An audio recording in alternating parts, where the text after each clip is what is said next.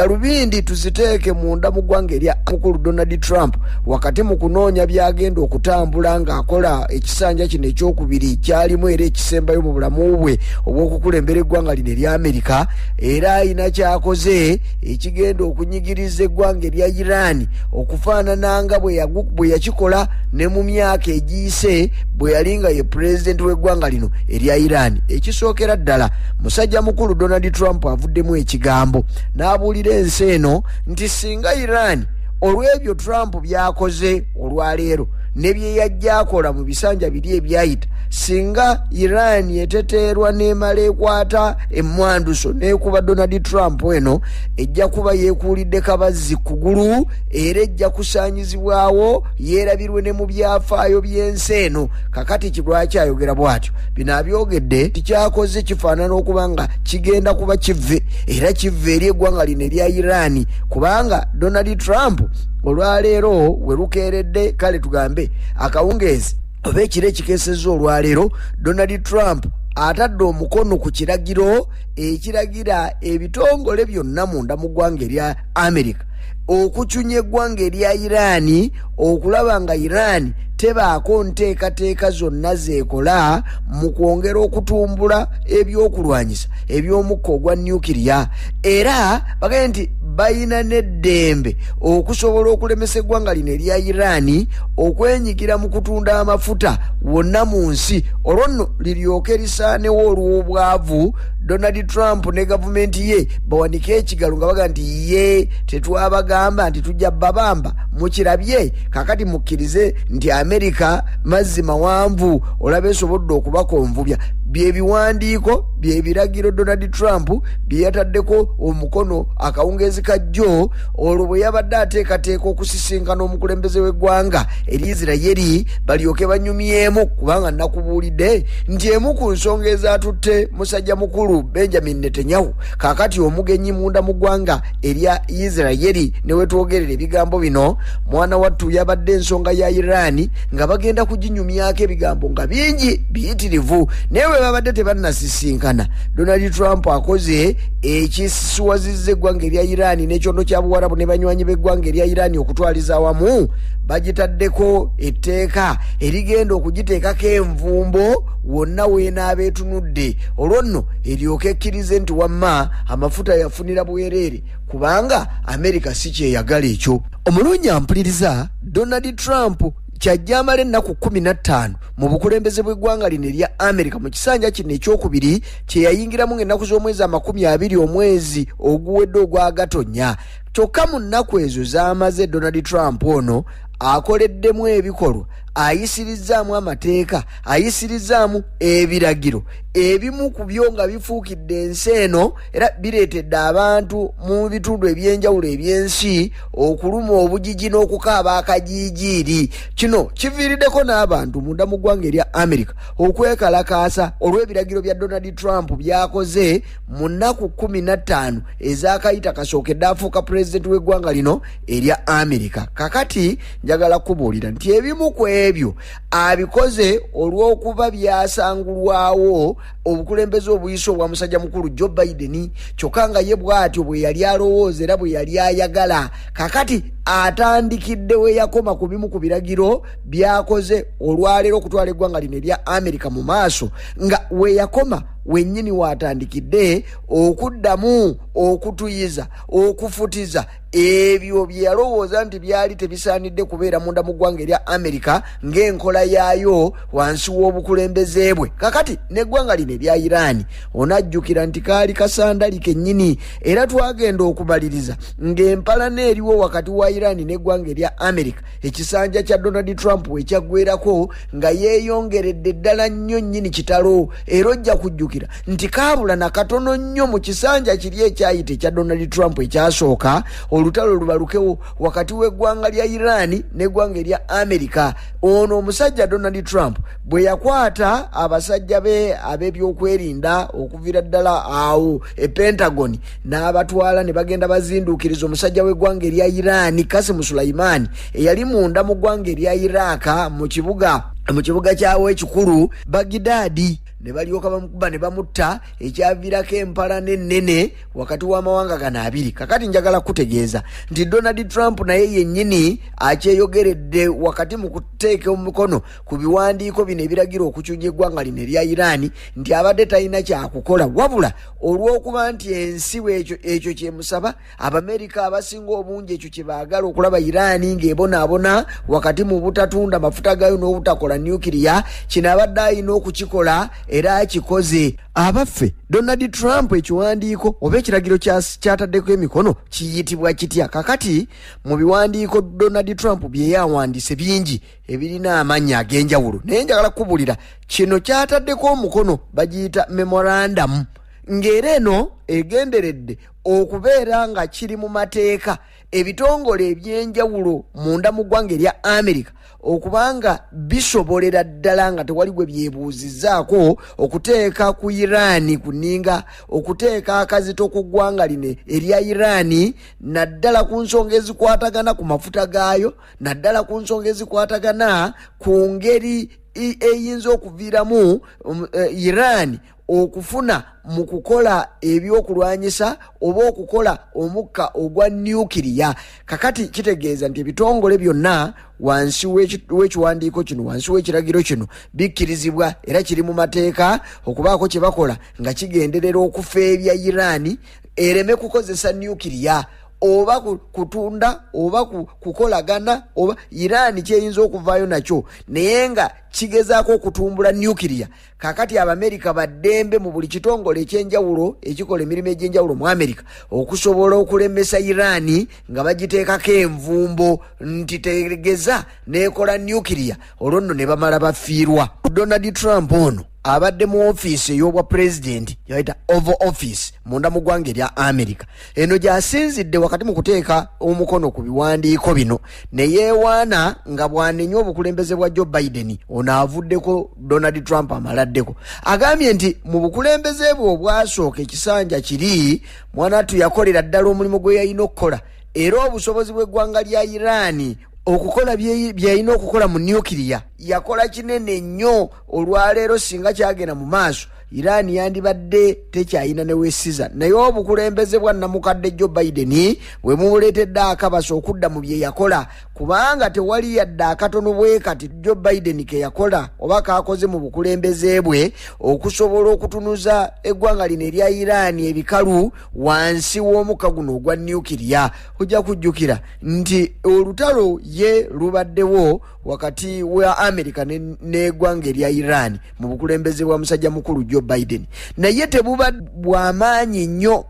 bunkenke tebubadde bw'amaanyi nnyo wakati wa Iran n'eggwanga lino erya Amerika mu bukulembeze bw'omusajja oyo eya amaliriza bw'ogeraageranya n'ekisanja kya Donald Trump kye yakola ekimu wayongeredde ensonga zino kubanga luli nkubuulidde ebigambo byali bya bunkenke Iran n'etuuka n'okuyisa olukalala lw'abantu beeyina okutta mu ggwanga erya Amerika naye ku mulembe gwa Joe Biden wakiri kibadde yaddeko ng'omubi omweru. Kakati bino musajja mukulu Donald Trump byali mu kwevumala nti singa namukadde ono yali taze mu bukulembeze mwana atu tekyali kiti kyokka naye yennyini awuliddemu ensonyi era agaye nti awulira okukemettererwa wakati mu kusayininga bino mu butuufu awulira nga si kye yandikoze naye anaakola ki bwe kiba nga ekiyina okukwata Iran kigikakkanye ereme kukola ebyo ebiyinza okuviramu ensi eno obulabe kwe kuteekawo amateeka agafaanana bwe gati kakikola ekiba kibe kyokka n'alabula nti wakati mu kuteeka omukono bino amanyi bijja kunyiiza aba Iran wakati mu kukola byagenda okukola kyayisa akazito gye bayise maximum pressure policy ku ggwanga lya Iran kubigambibwa nti lyagala kwetumbula mu nuclear agaye nti kituufu akimanyi biyinza n'omuviiramu okufa naye Iran neemala ekikola netta Donald Trump egenda kuba yeesangudde ku maapu ey'ensi eno Amerika ejja kugisaanyaawo awatali yadde okuwannaanya. Trump amaze n'akubamu awo kundeka mwoyo nga ddabiriza ogwafa nakandi newankubadde kiro kiyise era kijja kukola kyokka ayinza obutakikozesa nnyo ayinza obutakikozesa nnyo nga bw'alowooza naye bwe kinaaba kyetaagisiza bajja kukikozesa nnyo kubanga Amerika erina okubeera ey'amaanyi naddala ku ggwanga lino erya Iran. Era musajja mukulu ono y'omu agaye nti wakati mu kulaba nti ebintu bino bigenda mu maaso kale n'eggwanga erya Iran ne litanyigirizibwa nnyo balina okulaba nti waakiri babaako entegeeragana ze batuulamu ne bategeeragana n'eggwanga lino erya Iran bwe liba nga teryandyagadde kukosebwa nga bw'alowooza nti ekiragiro kino singa kinaaba kirumye ebitongole ebyenjawulo munda mu ggwanga erya Amerika ne biteeka envumbo ku Iran ejja kufiirwa wabula bwe batayagala kufiirwa bagenda kutuula balabe bwe bayinza okukolaganira wakati mu kukkaanya wakati mu butakkaanya bwabwe buli omu n'asigala nga atambula kinnawadda buli omu n'asigala nga afuna mu ekyo kyalowoolezaamu wabula nga tewali akosezza munne kale nno agenti bajja kutuula balabe bwe bayinza okubaako kye batuukako bombi Iran ne Amerika basigale nga kale tewali nnyo kusika muguwa newankubadde ng'ekiragiro kino kikitegeeza omulungi ampuliriza ebingi ebimu ku ebyo ebitunuuliddwa wakati mu kiragiro kino Donald Trump kyawadde ku ggwanga erya Iran kwe kusobola okulaba nti Iran ekyobugagga bwayo amafuta tegagenda ku katale ka nsi yonna oba tebeegazaanyiza mu kugatunda naddala nga bagatunda mu mawanga aga Europe nga bagatunda mu ggwanga lino erya Amerika n'amawanga amalala agayina akakwate ku ggwanga lino erya Amerika agayinza okugondera ekiragiro kino singa kiba kiteereddwa mu nkola oba bwe baba tebakikoze ne baba nga bayina kye bafiirwa ku ggwanga erya Amerika kubanga nja kukubuulira nti wakati mu myaka egiyise gino egy'okumpi newankubadde nga Donald Trump we yaviirawo Iran yaleka ekonvubiddwa nnyo mu by'okutunda amafuta n'ebyokubeera ng'erina ensimbi ezigimala okutambuza emirimu gyayo mu myaka gino egiyise mu kisanja kya Joe Biden njagala okubuulira nti Iran ekoze bulungi mu kutunda amafuta era gagireetedde ensimbi nkumuliitu awo kakati wano kitegeeza nti wakati mu kutunuulira ensonga nga bwe zigenda mu maaso kiteekeddwa okuba ng'ebiyambye Iran okukola byesobodde okukola njagala okubuulira nti Iran yeyogeddwako nnyo mu mawanga agasobodde okwejjayo okukola ebyokulwanyisa ebitali bimu ate nga by'amaanyi era njagala okubuulira nti Donald Trump n'abalowooza nga ye balowooza nti amafuta ge gamu gano ge gayambye eggwanga erya Iran okusobola okuvujjirira ebitongole ebyenjawulo okusobola okuvujjirira abasajja baayo wabweru wa Iran kati awo twaliramu ab'e Syria twaliramu abahamazi abavuddeko olutalo oluli nakati mu kutinta mu kyondo kya Buwarabu awo be baviiriddeko amafuta gano ge gamu ge gaviiriddeko Iran okusobola okuvujjirira abasajja aba Hezbollah era ndi amafuta ge gamu ge gaviiriddeko Iran okuba n'embavu obusobozi okuvujjirira abahuuthi abali mu kutigomya Abamerika ku liyanja Red Sea kaakati nga singa tegaali mafuta gano eggwanga lino teryandisobodde kweyongerayo mu birowoozo byalyo naye likoze bulungi mu kitundu ekyo kubanga amafuta gali waga kakati Iran neebanga egudde ku miteeru olwokuba bagirowooleza ebigambo ebiri bwe bityo ne baba nga balina kugiteerawo mateeka agagenda okugikonvubya ebyo byonna ebe nga tekyabiyinza nga bwe gwali ku mulundi guli kwe kuteekawo etteeka lino kwe kuteekawo ekiragiro kino omukulembeze w'eggwanga erya Amerika kyataddewo balabenga teyongera kutumbuka teyeyongera maanyi wakati mu mirimo gyeyina okukola bo gye baga nti gikosa ensi eno naddala nuclear ono akosa ensi eno Iran bwekola ebyokulwanyisa Iran bwetumbula nuclear ensi eba ekoseka Amerika eba tefunamu munywanyi waayo Israeli abatafunamu n'ekyondo kya Buwarabu okutwaliza awamu Amerika kyeyandyagadde okubaako bwekwata amavumbavumba abatakisobola Amerika kubanga Iran ayina ensimbi njagala okukubuulira 2024 guno gwe twakamalako era ku kitongole kya Amerika ekinoonyereza ku byobugagga naddala ebifaanana ng'amafuta bazudde nti 2023 Iran olw'okuba yatunze amafuta wabweru waayo negaguza amawanga amalala yafunye $53 billion kakati mu mwaka ogwaddiridde 2024 Iran nefuna billion dollars 54. Bino byebiruma abayaaye, bino byebisuza eggwanga lya America naddala Donald Trump ono ng'akukunadde nga fooko mu kabada, era byo byennyini byayagala okutaayiza alabenga wansi w'obukulembeze bwe mu kisanja kino Iran teddamu kufuna nsimbi zifaanana bwe zityo kubanga zigiwagawaga, ayina ensimbi tafugika. Kale nno kwe kulaba nti ataddewo etteeka oba ekiragiro kino kiwe omwaganya ebitongole ebikola ku nfaanana bwe zityo mu America obutaganya Iran kwegazaanyiza mu katale ak'amafuta naddala okubanga ejjayo ensimbi zisobole okuyimirirawo. Ekiragiro kyakoze Trump era ng'ogyeko ebirala bingi nnyo, kiwa ebitongole eby'ebyokwerinda, kiwa ebitongole eby'ebyenfuna n'ebyo ebikuuma eby'obugagga by'eggwanga erya America okuteeka envumbo ku ggwanga erya Iran ku nsonga endala zonna ez'ebyenfuna Iran byetambuza. Kakati ogenda kwesanga nti envumbo zigenda kuddamu nnyingi, zigenda kubaawo nnyingi ku byenfuna by'eggwanga erya Iran wakati mu kwagala okulituyiza obutakolanga bwe lyate singa teribaako nvumbo. Iran y'emu ku mawanga agasingako envumbo wakati waabwe n'eggwanga erya America beeraddeko envumbo. Iran eyo, Russia n'amawanga amalala nga North Korea awo bayina kagurupu kaabwe nga be basinga envumbo ezibateekerwako eggwanga erya America. Jjukira eggwanga lino erya America wansi w'obukulembeze buno obwakajja obwa Donald Trump bayina olutalo lwe bayingiddemu n'eggwanga lya China. China y'omu ku banywanyi b'eggwanga lya Iran fanfe, ate era nga njagala okubuulira nti China takwatagana na ggwanga lino erya America wakati mu nvumbo z'ateeka ku banne. Kakati abatunuulizi b'ensonga bakizudde nti weewaawo nga America wansi w'obukulembeze buno obwa musajja mukulu Donald Trump ono n'antagambwako ejja kuteekawo envumbo, naye era Iran egenda kusigala nga eyina ekyanya, eyina ekkubo lyesobola okuyisizaamu amafuta gaalyo kubanga Iran eno gy'olaba y'emu ku nsi ezisinga okuvaamu amafuta, kyokka nga ate munywanyi we China ate y'omu ku basinga okugula amafuta. Kakati omulimo guno China ayinza okugwekebakeba n'aba nga yasigadde okugula amafuta g'eggwanga erya Iran, era Iran emalirize nga teviiriddeemu awo kubanga kati kagenda kufuuka kadubudubu wakati w'olutalo olugenda mu maaso olw'ebyenfuna wakati wa China n'eggwanga erya America. Kyokka waliwo n'endagaano endala wakati w'eggwanga lya Iran n'eggwanga erya Russia. Jjukira era Russia n'eggwanga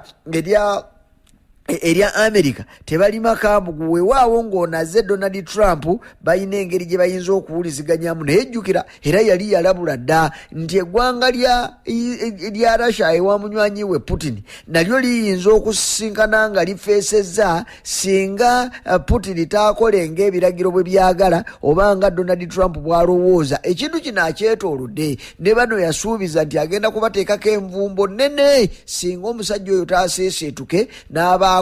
byalowooza oteekeddwa okujjukira nti singa abadde wakukolagana naye butereevu nga bwe kyalowoozebwa, olwaleero kyandigenza okutuuka ng'olutalo lwa eggwanga lya Russia n'eggwanga erya Ukraine luwedde, naye ekyamazima terunaba kuggwa. Era waliwo ebirengerwa nti amawanga gano gonna ayagala kugasiba kattu nga bwe gakolagana Iran, Russia n'eggwanga erya China. Oba olyawo ne munywanyi waabwe eri waggulu musajja mukulu Kim Jong-un ow'eggwanga erya North Korea, abo bonna abateeke mu kattu asobole okubakonvubya, naye nabo tebatudde. Buli kye bakola beekengera, bakola bakimanyi nti omusajja ono ayinza okuba tagenda kubanga ebintu bye byakola bibanguyira. Kale nno beeteefuteefu, kyova olaba nga beekutte wamu. Era ne Iran wadde bino byonna nga bimuteekeddwako, naye ayina gy'ayinza okusuula omukono ebigambo ne bimutambulira tereere ng'ennyindo y'ente gwe wamma newankubadde nga ajja kukoseka. Iran bwebuuziddwa, ekitebe kya Iran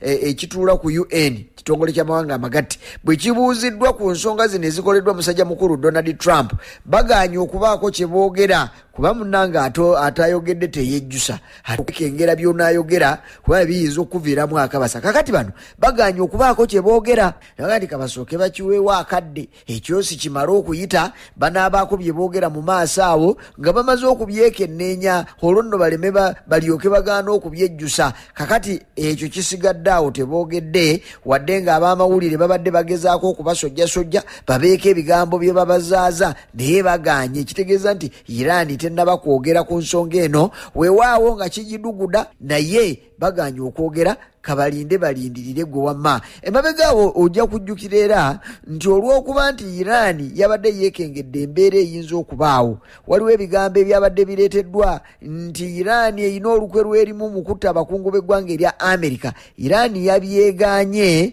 era njagala kubuulira nti obukulembeze bwa pulezidenti w'eggwanga lya Iran ne bugaa nti bo beeteefuteefu okukolagana ne Donald Trump nga bw'anaabazze. Bino bye babadde bagezaako okutunuulira waakiri bigenda okutuuka nga tebalina bigambo bya busagwa bye boogedde era tebalina beegaanidde ddala nti tebaagala kubaako yadde gwe batta mu ggwanga eri Amerika kubanga enteekateeka zaabwe si za butemu ng'amawanga amalala bwe gakola amatemu nga n'Amerika eyo mweri babyegaanye. Naye ng'ekituufu olukalala lwayitako gye buvuddeko emabega nga Donald Trump n'abasajja be yakolagana nabo mu gavumenti eri eyayita batunuulirwa okuba nga bagenda kuttibwa era n'abamu ku bo baasalirwa omusango mu butabaawo ne gubasinga. Iran ebanoonya kubatta kyokka babyegaanye mabega awo naye nga kino kye babadde bawumbawumba okulaba nti kibaawo mu ngeri nga tebalina nnyo kye boogedde kuteekamu nnyo. Kale nno ffe tujja kulindirira tulabe empalana eno gy'enaakoma naye waakiri otegeddeko ebyo